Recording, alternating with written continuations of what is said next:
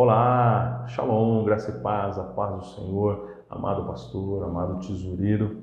Eu sou o pastor David Efraim, você já me conhece aí, o contador das igrejas evangélicas. E no vídeo de hoje a gente vai falar um pouquinho o que é uma convenção de igrejas, o que é um conselho de pastores e as principais diferenças entre eles. Mas se você é novo aqui no canal, por favor, não saia sem se inscrever, sem curtir esse vídeo, sem comentar como ele foi para você, o quanto ele te abençoou, e compartilhe aí com membros da sua diretoria ou mesmo com outros pastores aí do conselho de pastores da sua cidade, tá bom? Eu volto aí logo após a vinheta.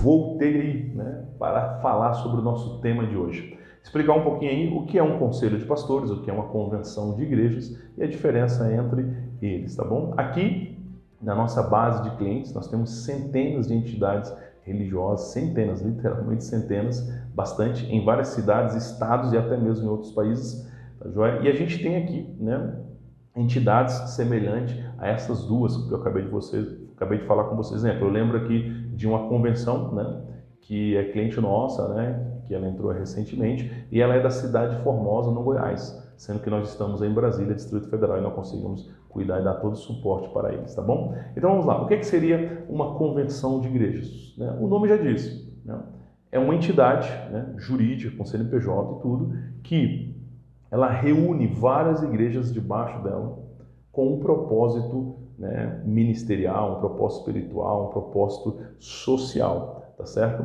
Então, a maioria das convenções, quando elas são montadas, elas se tornam exatamente o que é um órgão representativo, de igrejas. Então, exemplo, você pode ter a convenção das igrejas da cidade de São Paulo. Então, isso quer dizer o quê?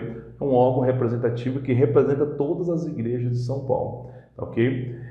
Esse órgão, ele costuma ser uma voz diante do governo, não para pedir coisas, não é isso, mas para emitir opiniões, às vezes também para reivindicar algum tipo de situação. Exemplo, o governo emite um decreto, perseguindo a igreja, coisas do tipo, tá ok? Então ele se torna uma voz diante do governo, ele se torna uma voz diante dos meios de comunicação, ele se torna uma voz diante da sociedade, tá bom? É um órgão representativo que representa as igrejas, exemplo, de uma determinada cidade, de um determinado estado, de uma determinada denominação, tá ok? Então, exemplo, a nossa denominação, ela possui a espécie de uma convenção, que é uma federação das nossas igrejas, tá ok? Isso está até previsto em estatuto local das igrejas locais, que elas são filiadas, aí seria essa convenção. No nosso caso, nós chamamos de federação, tá joia? Então essa representatividade, ela pode ser geográfica, ou mesmo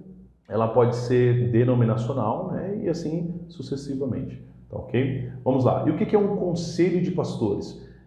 Como a convenção ela lida com representar pessoas jurídicas, entidades religiosas, já o conselho de pastores ele visa representar as pessoas físicas, os religiosos em uma determinada região, ou mesmo em uma determinada denominação, ou em um determinado tipo de crença. Então vamos dar um exemplo, poderia existir conselhos de pastores neopentecostais, tá ok? Tá certo? Então isso traz o quê? Uma determinada linha teológica, um determinado movimento teológico, tá joia? Então o conselho de pastores, ele lida com pastores, e a convenção ela lida com igrejas, mas ambas são entidades para-eclesiásticas, quer dizer, estão fora da igreja, mas ao mesmo tempo representam a igreja, tá ok?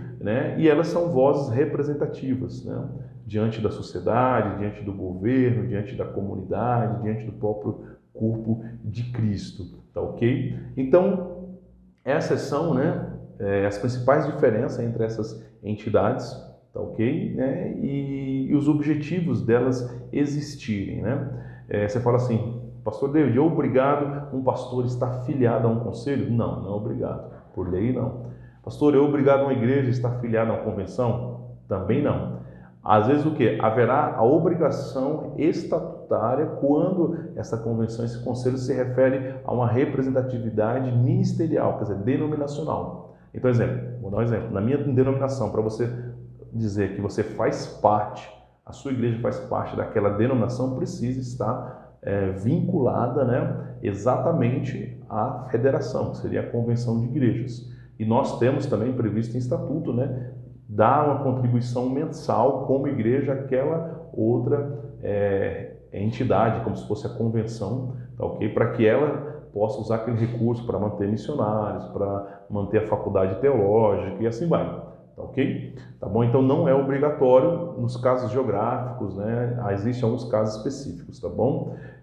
Outra pergunta, né? Essas entidades, elas costumam cobrar alguma coisa? Sim, elas costumam cobrar algum tipo de mensalidade. Exemplo, aqui na cidade nós temos o Conselho de Pastores, temos alguns conselhos em Brasília, mas tem um principal e ele pede, né, uma doação mensal, né, um determinado valor para manter a entidade. Então realmente existe, né, mas não é obrigatório, né?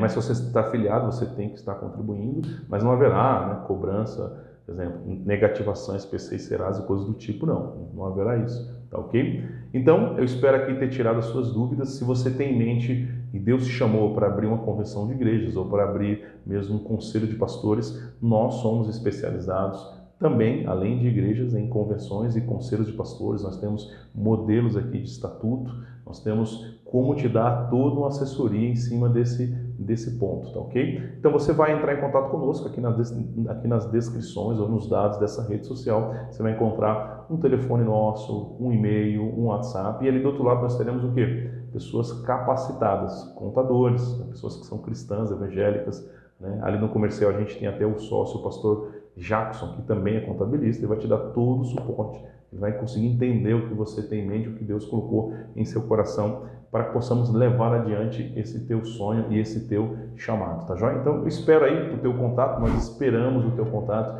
e vai ser uma bênção caminharmos juntos. Deus te abençoe, tchau, tchau, até um próximo vídeo.